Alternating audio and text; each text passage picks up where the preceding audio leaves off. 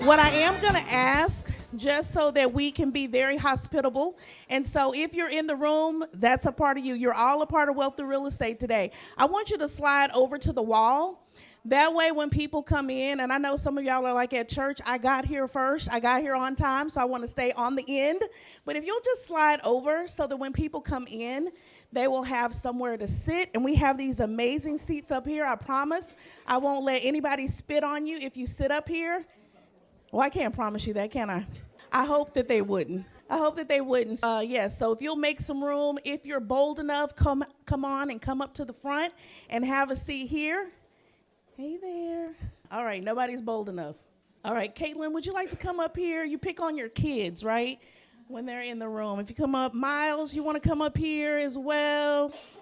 Pick on other people's kids, too. All right. And that way we can just make some room and some space so that when people are coming in, we have lots of people who have RSVP, but people, run late on Saturdays, right?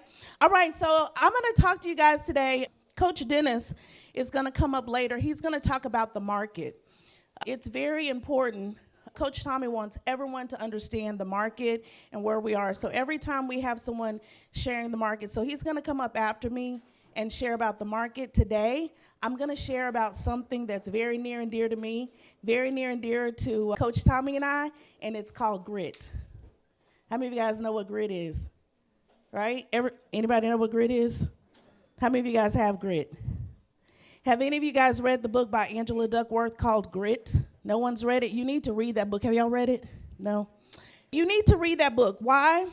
I read the book, and there's an assessment in there, and it tells you your grit score, right? My grit score is a 9.5. The highest grit score is a 10, right? I'm going to share with you what that looks like. Grit, I'm going to explain to you what it is, at least what my friend Webster says about grit. It says, grit is a positive non-cognitive trait based on an individual perseverance of effort combined with a passion for a particular long-term goal or end state. It's passion, right? How many Cowboy fans do we have in here? You don't. All right, so you don't have to talk about passion with a Cowboy fan. You're going to see it when they show up for the game. You're going to see it when they're winning. You're going to see it when they're losing. And that's a form of grit. You'll see that. Those are the ones that are, if they don't have tickets to the game, they're doing the tailgating, right? Also, another thing it says about grit, it's a motivation to achieve an objective. Many of you guys got into real estate for wealth. Wealth through real estate is about building that wealth, wealth through real estate, right? And so Coach Tommy, he and I have worked together for, how old is my son? 21 years. We started flipping before flipping was popular, right? I could tell some other stories, but we started flipping before flipping was popular.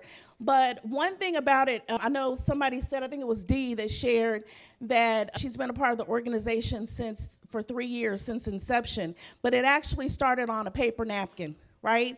And many of you guys started with visions and dreams just like that. You wrote it on paper. For the younger generation, you put it in your phone, you put it on your notes app.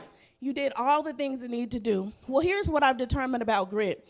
Grit is gratitude, it's gumption, it's responsible, it's resilience, it's intentional influence. Intentional influence is who am I influencing and who do I want to influence and who do I let influence me. It's also truth and tenacity. Sometimes we know the truth, but we don't stick to the truth. We blur the lines a little bit, and we shouldn't do that. We should really stick to what that is. And one of the things I know for certain is that for me, I've been in real estate. It'll be 25 years this December. And in 25 years, I don't care what the market looks like. I am not going to quit. I don't care what it takes. If I have to reevaluate my business, I have to reevaluate the people around me. I believe in being around gritty people, right? How many of you guys have gritty people around you? You do? Name some of the gritty people you have around you. Who wants to share? Anybody? Nobody wants to share? What gritty people do you have around you? You. What about you? I have a cousin that is in business for herself, and she's been through it over the years, but she never gives up. Why do you call her gritty? Tell me about it. Because she's just passionate about what she does. She's passionate. And you'll see that when people show up, how gritty they are. If they show up ready to really accomplish something. One of the things I will say is that you want to make sure those people around you, you want to see if they're committed to the things that you're committed to. You're going to watch and you're going to observe how they show up. I'm an observer. I'm going to watch how people show up. I'm going to listen to their conversation. I'm going to see what they say. I'm going to see what it is they actually do. 2021, many of you guys have heard this story. I am so gritty. I was working and grit almost killed me. And I wasn't feeling well. I was doing all the things I always do, but I was exhausted. And I thought I need to shed some pounds. I need to go on vacation. I tried to think of all the things I need to do. And some of you are like that in the room. You're like, I got to do this, I got to do that. But you're not paying attention to the things that really matter. We're not preparing effectively. We're not all going to live forever, right? And many of you guys are building wealth because you want it for your family, you want it for your children, you want it for the generations that are coming after you. You want to be able to live better, you want to be able to do more. And so I was working, couldn't figure out what was wrong with me. I just thought, I got to change some things. One day, I went to call my doctor, and they're like, get to the emergency room as soon as possible. When I get there, the doctor says to me, or the triage nurse says, you flew in on wings today. And I was thinking, why would he say that, right? My oxygen level was at a 30. That's why I was tired, right? My friend, who's a surgeon, my husband's friend, who's a surgeon, said, you shouldn't have even been able to formulate sentences. I was walking around. I had just left an event, and I just knew the last thing I needed to do. I couldn't get out. I told my husband, I'm going to stay in the car for a second. We go to the emergency room, and I'm going to tell you, everyone around me showed up with grit, right? They were the people who were praying for me when I couldn't pray for myself, because we are those people, right? We're praying for people, we're helping them move, we're helping them pack, we're helping them do the things they want to do, but are they doing those things for themselves? What I want to do is I want you guys to think very intently, am I gritty, and do I have gritty people around me? And if you don't, we are the sum total of the 5 people that are in our corner. I want you to take some time, look in your phone, pull it out, and write down or put in your notes the 5 people that are closest to you. It could be your spouse, could be your children, could be your best friend. And I want you to evaluate, are they gritty? I'm going to give you 30 seconds. Start counting. Gritty people, right? I want you to think about the people around you. Do they have grit? When the market shifts and changes, what I do, I figure out, what do I need to do to stay a little longer, to do a little more? What do I need to do? I don't think about, this is what Dennis is my husband, by the way. This is what Dennis needs to do.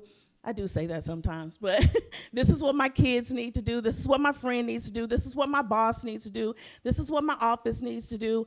This is what this person needs to do. At the end of the day, you're responsible for the things that are going to happen in your life. You're also responsible for the things that are not going to happen in your life as well.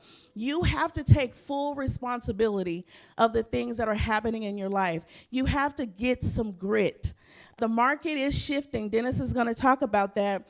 And it's shifting so much that they are already anticipating that people have lost so much income over the last 24 months, right? Over the last 24 months, they're putting houses on the market this last half of the year, or they have to get out of those homes. As investors, you guys are all in the room. You need to be talking to those people. You need to be talking to the people in your sphere, because they need gritty people around them. They need people to educate them. They need people to direct them. I remember telling a realtor the other day, I do coach realtors, and I was telling one that every day I would get to the office, and I figured out I needed to get 20 listings, and I needed to do them ASAP. So I would get to the office every day by 7:30, close my door, look at my computer, and I have a window in my office. And I could see people waving and knocking. I did not look up. It's like I had blinders on. And I put those blinders on. They weren't real blinders. I put those blinders on so I would not get distracted, because my daughter was depending on me. My son was depending on me. And now my grandkids, I have a 31-year-old, so now my grandkids are depending on me, right? At that time, they weren't. But God knew what was going to happen. And so I'm telling you all of that to say is, you have to get the right people in your sphere. That is why I'm a part of Wealth Through Real Estate, because I know Coach Tommy is going to show up. I know Candy is going to show up. I know the people that are part of this industry are going to show up in a very, very special way when I need them and when I don't need them, when I don't even know that I need someone. Anyway, I was telling you a story about the 20 listings. I end up getting the 20 listings because I did not allow myself to get distracted. I'm going to ask you, what are you allowing to distract you from building wealth? Is it the Cowboys game? Is it the binging on the TV show? I don't even watch TV anymore. When you come from a near-death experience, you don't have time for TV, right? You do not have time for TV. So I'm not judging anybody. If you binge watch TV, that's you. If you binge watch YouTube or whatever, that's you. But at the end of the day, is it getting you to where you want to be? Is it actually giving you the wealth that you want in your life? When I did that, I didn't allow anybody to distract me or discourage me from getting the listings. I got the listings. And they began to use that story to tell everybody else, oh, you can 20 listings. How many realtors do we have in the room? All right, have you ever had 20 listings in 1 month? But you could.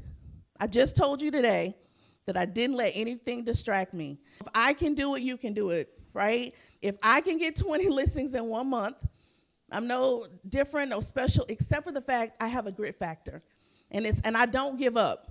My daughter's up here. She just testified for me. I don't give up. I don't allow circumstances. I don't allow people to change what it is that I'm supposed to do. I don't let them take me off track. I don't let them take me off of my focus. Now, occasionally I will, but I need the people around me, right, that are also gritty to say, girl, you need to do something different. I started out telling you guys a story about when I went in with the low oxygen, right? I ended up being on a ventilator. It was actually July as well. So I went in July. I came out of the hospital in December. And so when the doctor said, we're going to just pull the plug because she's not going to be able to come back, it took my husband to say, with grit, right, that's not what's going to happen. Here's what we're going to do. And so it was another doctor that came in the next day and said, you know what? I know everybody's given up on her, but I see something in her. And I'm not going to give up. I'm going to try one more thing. That one more thing actually changed the course of my life, right? That one more thing, I actually woke up the very next day. That's the day after they're going to pull the plug. I'm asking you, what's one more thing that you can do? What's one more thing that you can try? What's one more person that you need in your sphere of influence to make sure you accomplish the goals that you want to reach as it relates to wealth? I'm going to ask you guys right now, what's the one more thing I need to do to change my circumstances, to change my end result, and who do I need around me? Is there anybody that wants to share before Coach Dennis comes up? Anybody? Go right ahead. Stand up for us. No pressure. And I've already taken steps. Too many things on my and not giving 100%. I've made some decisions probably about 3 weeks ago to let some things go. And what I really want to focus on, know that my passion is really teaching others. I want to learn this business so I can teach those nieces and nephews and family and friends, church members and whatever. Right. So I have a passion for teaching. And I love that. How many of you guys feel like you have too much on your plate? Coach Dennis is here. Who likes to eat? Everybody, right? So you don't have too much on your plate, right? If you like to eat, you do not have too much on your plate. I'm telling you right now.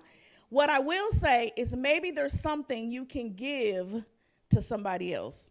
When you're looking at the people around you, what is it that I can give them to do for me, right?